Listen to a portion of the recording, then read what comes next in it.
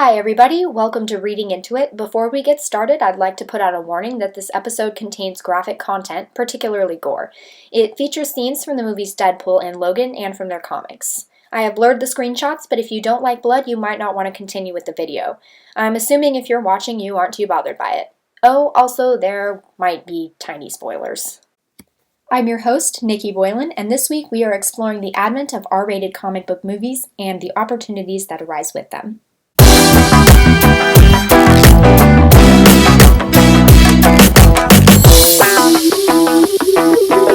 There has often existed a belief that comic books are for kids.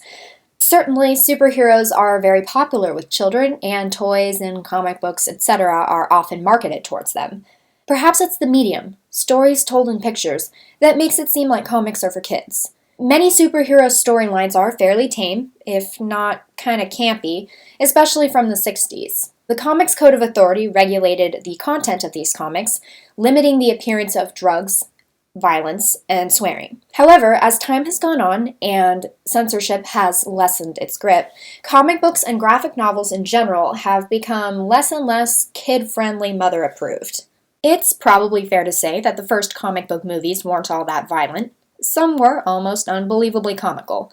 Superheroes were the basis for multiple children's and young adult animated TV shows, and not too violent live-action ones like Batman and Robin. Fishy, what happened to me on that ladder.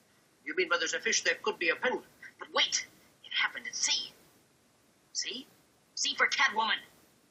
Yet, an exploding shark was pulling my leg.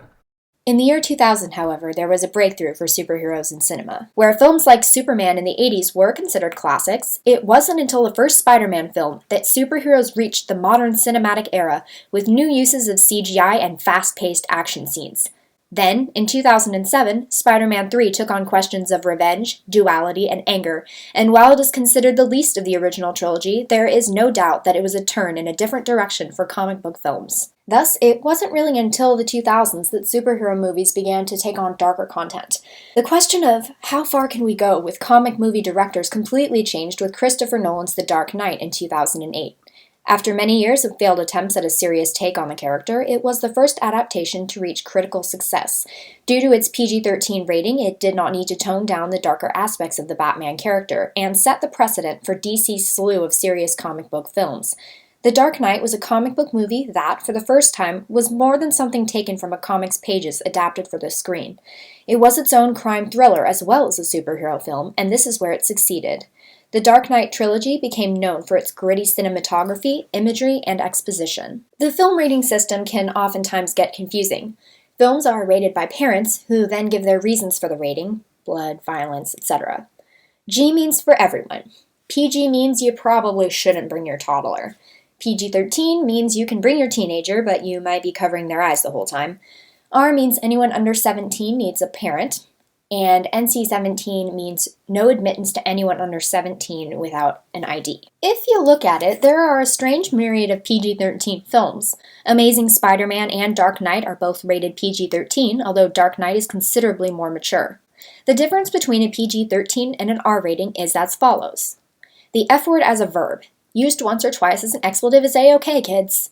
PG-13 movies typically steer away from a lot of swearing. Tobacco use, which is something the MPAA added in 2007.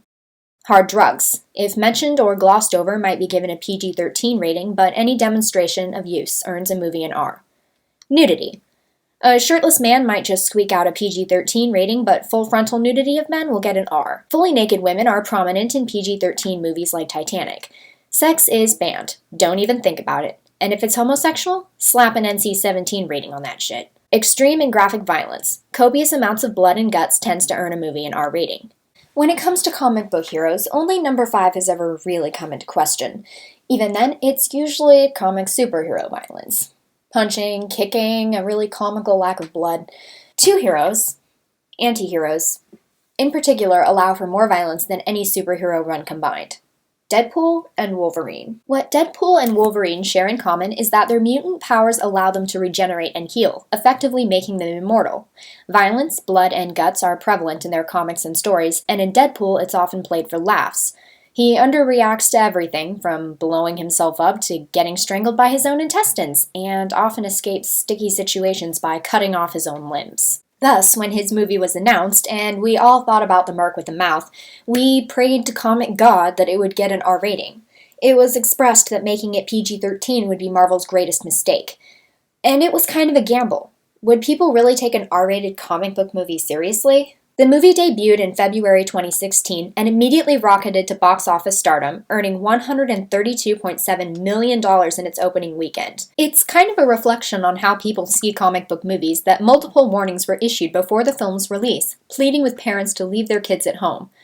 I saw it when it came out for obvious reasons, and it was exactly what I expected. Lots of sex, vulgarity, gratuitous violence, explosions, and breaking of the fourth wall. Anything less than that would have been a cheap imitation. And those of us who read the comics knew what to expect and spent pretty much every day until the movie's release asking parents not to bring their kids. Otherwise, it would ruin the future of adult-oriented comic book movies. Deadpool's success marked the beginning of a new comic movie future. And we all knew who was next. Logan was announced for release in 2017.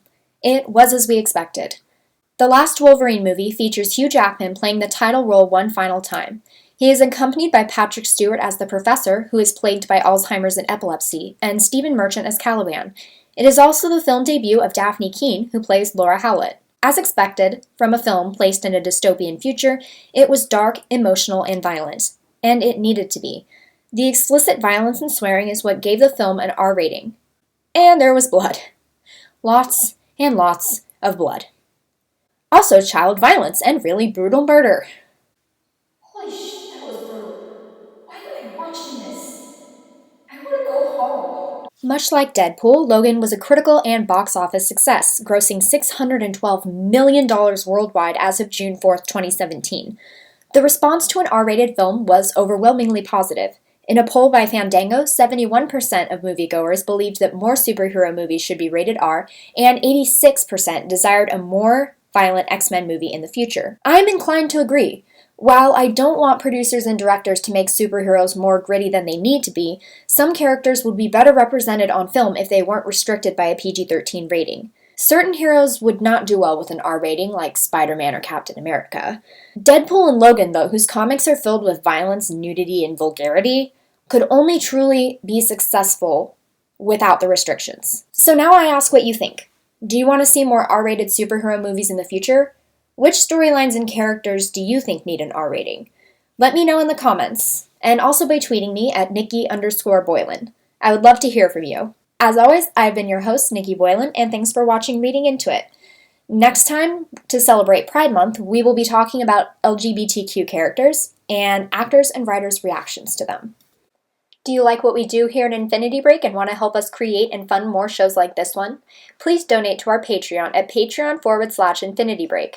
For $1 a month, you can get access to exclusive behind-the-scenes content for our podcasts, and for $5, you get patron-only video content from this show and others. I create patron-exclusive content. For example, this week I will be talking about the Wonder Woman movie. We are also saving up to do live events. With your support, the opportunities are infinite.